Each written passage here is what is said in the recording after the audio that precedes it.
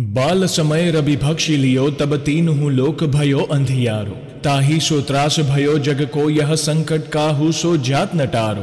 देवन आनी करी बीनती तब छाड़ दियो रवि कष्ट निवारो। कौन नहीं जानत है जग में कपि संकट मोचन नाम तिहारो। जय श्री राम दोस्तों, कैसे हो आप। हमारी चैनल में आप सभी का स्वागत है। मैं हूं आपका दोस्त जयेश वाघेला, फाउंडर ऑफ धार्मिकस्टोरी.com एंड सीक्रेट मिस्ट्रीज। दोस्तों, आज इस भक्त का अनुभव देखने के बाद आप सोच में पड़ जाओगे कि किस हद तक कोई किसी का बुरा कर सकता है, लेकिन जिसके सर पर बजरंगबली का हाथ हो उसे किसी से भी डरने की जरूरत नहीं। आखिर ऐसा कौन सा संकट आया था इस भक्त पर और कैसे हनुमान जी ने उनकी सहायता की, आइए जानते हैं। तो ध्यान से इस वीडियो को देखिए और समझिए। सीताराम जयेश भाई, उम्मीद है कि आप अपने परिवार के साथ स्वस्थ होंगे। मैं अपना नाम और जगह गुप्त रखना चाहती हूँ। आज मैं भी हनुमान जी से जुड़ा अपना अनुभव सभी भक्तों से शेयर करना चाहती हूँ कि कैसे प्रभु ने मुझे घोर संकट से हाथ पकड़कर बाहर निकाला। हम सब जादू टोना के बारे में बहुत सुनते हैं, मैंने भी सुना था, पर कभी ये नहीं सोचा था कि मैं स्वयं इस चक्कर में फंस जाऊंगी। मैं अपने परिवार के साथ एक किराए के घर में रहती थी। हमें लगभग 10 से 11 साल हो चुके थे उसी घर में रहते हुए। हमारे मकान मालिक भी वहीं रहते थे। मैं उनके बच्चों के आयु की ही थी। हम सब इकट्ठे खेलते और साथ में खाते पीते भी थे। कभी कुछ गलत बात दिमाग में नहीं आई। जैसे ही हम सब साथ साथ बड़े हुए वैसे ही मिलकर बैठना और भी बढ़ता गया। बीच में कभी कभी हमारी लड़ाई भी हो जाती थी। फिर एक बार ऐसे ही मेरा जन्मदिन आया और उसने मुझे जन्मदिन की बधाई दी। उसी दिन के बाद हमारा उठना बैठना एक साथ फिर से ज्यादा हो गया और इसी बात को देखते हुए उसने मुझे खाने की चीज में कोई टोटका करके खिला दिया ताकि मैं उसकी हर बात मानने लगूं।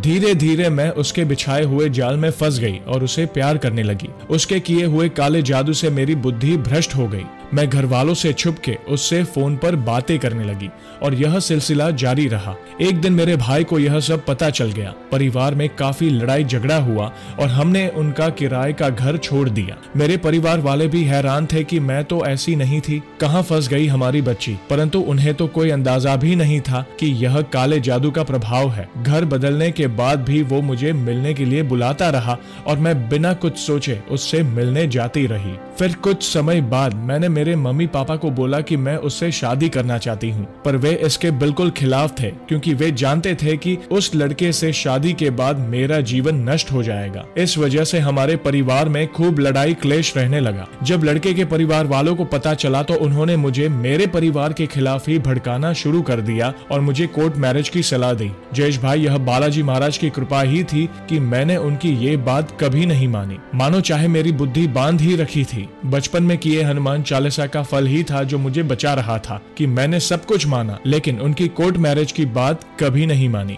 धीरे धीरे मेरी जॉब की वजह से मेरा उस लड़के से मिलना कम हो गया। मेरे परिवार वाले मुझे जॉब पे भेज तो रहे थे, परंतु वे इसी चिंता में रहते थे कि कहीं मैं भागकर उस लड़के से शादी ना कर लूं। एक दिन मेरे पिताजी ने मेरी माँ से कहा कि कहीं इस पर किसी ने काला जादू तो नहीं कर दिया, हमें इसे किसी जानकार इंसान को दिखा लेना चाहिए। धीरे धीरे यह बात पूरे गली मोहल्ले में फैल गई। जो कोई भी सुनता मेरी मम्मी से आकर बोलता कि आपकी बेटी तो ऐसी नहीं थी। मुझे भी लोग अजीब तरीके से देखने लगे कि यह अच्छे से जानती है कि वो परिवार और लड़का बिल्कुल भी सही नहीं है इसके लिए, फिर भी यह इसी जिद पर अड़ी है कि शादी करूंगी तो इसी से करूंगी। मेरी कजिन सिस्टर के ससुराल में उनके कोई रिश्तेदार थे जिन पर हनुमान जी की सवारी आती थी। उसने मुझे किसी बहाने से अपने पास बुलाया और मुझे उनके पास ले गई। जब मैं मंदिर में गई तो उन्होंने मुझे देखकर ही सब कुछ बता दिया जो मेरे साथ चल रहा था। हमें उनसे ही पता चला कि उस लड़के ने मेरे ऊपर काला जादू करवा रखा है, जिससे मेरे सोचने समझने की शक्ति बंधी हुई है। उन्होंने मुझे जाड़ा लगाया और लगातार 5 बार मंगलवार और शनिवार को आने को कहा। अब मुझे सब समझ में आने लगा और खुद पर शर्म आने लगी कि यह मैंने क्या किया और अपने परिवार को कितना कष्ट दिया। उनको भी मेरी वजह से लोगों के ताने सुनने पड़े, पर मेरे परिवार ने कभी मेरा साथ नहीं छोड़ा। मेरा अपने आप ही उस लड़के से मिलना छूट गया और मैं धीरे धीरे ठीक हो गई। कुछ समय बाद सब नॉर्मल हो गया। बालाजी की कृपा से अब सब ठीक चल रहा था। जब मैंने 5 बार मंदिर में हाजिरी भरी थी तब उन्होंने मुझे रोज 7 बार हनुमान चालीसा का पाठ करने को कहा था। हनुमान चालीसा के पाठ की वजह से ही दोबारा कभी मुझ पर टोने टोटके का प्रभाव नहीं हुआ।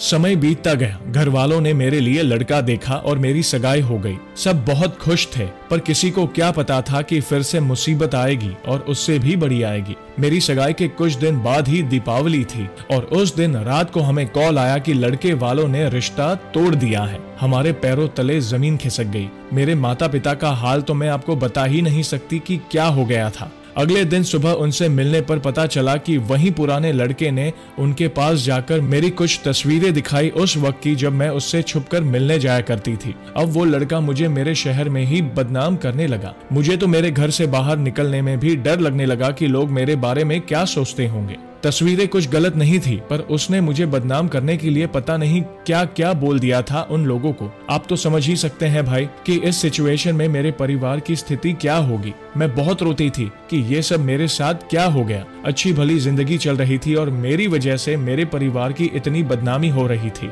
परंतु मेरे घर वालों को मुझ पर भरोसा था कि मैंने कुछ भी गलत नहीं किया होगा। उनके सपोर्ट से मैंने हिम्मत नहीं हारी। मैं रोज सुबह शाम हनुमान चालीसा का पाठ करती थी। हमारे रिश्तेदार घर पर आकर तरह तरह की बातें करते थे कि अब कोई भी लड़का इससे शादी नहीं करेगा, अब तो कोई डिवोर्सी लड़का ही इसको मिलेगा। सब रिश्तेदार घर पर आकर सलाह देते कि जब कोई लड़का मिले तो इसके पास्ट का कुछ ना बताते हुए जल्दी से इसकी शादी कर देना। परंतु मुझे और मेरे परिवार वालों को बालाजी महाराज पर पूरा भरोसा था। मेरी मम्मी हमेशा कहते थे कि जब भी इसकी शादी करेंगे तो पास्ट का सारा कुछ पहले बताएंगे, हम कुछ भी नहीं छुपाएंगे, क्योंकि अगर शादी के बाद ये सब किसी और से पता चलेगा तो बेटी को दिक्कत आएगी।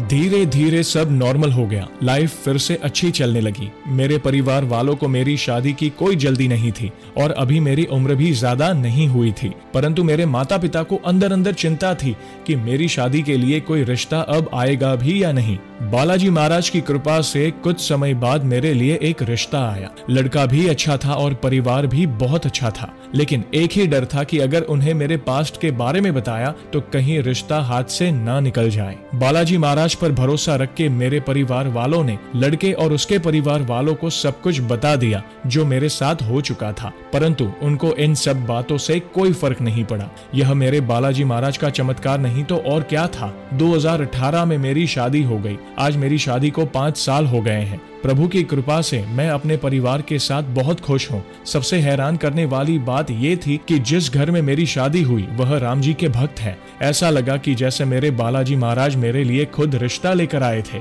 इन सब बातों के बाद तो मेरे परिवार और मेरा विश्वास बालाजी पर और भी अटूट हो गया। बालाजी महाराज की कृपा से शादी भी ऐसी हुई कि सारे रिश्तेदार देखते और सोचते रह गए कि आखिर ये सब हुआ कैसे।